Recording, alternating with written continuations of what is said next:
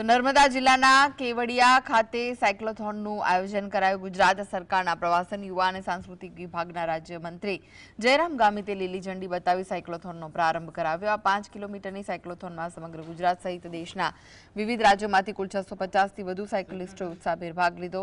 મંત્રીશ્રી, ધારાસભ્યશ્રી તેમજ अधिकारीओ पण साइकल चलावी युवानोने उत्साहित कर्या। कार्यक्रमમાં ઉપસ્થિત યુવાનોને રાષ્ટ્રની એકતા, સ્વદેશી અને સ્વાવલંબનની ભાવનાને આગળ ધપાવવા અને વિકસિત ભારત 2047ના સપનાને સાકાર કરવામાં પોતાની ભાગીદારી નોંધાવવા મંત્રીએ અપીલ કરી।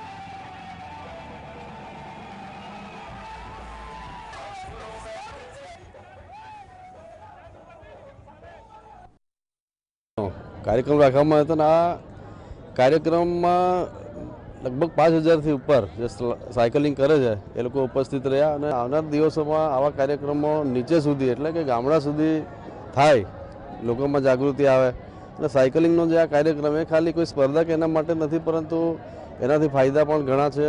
તો આવનાર દિવસોમાં આ સાયકલિંગના આ જે અભિયાન છે એને નીચે સુધી અને ગામે ગામ સુધી પહોંચાડવામાં આવશે।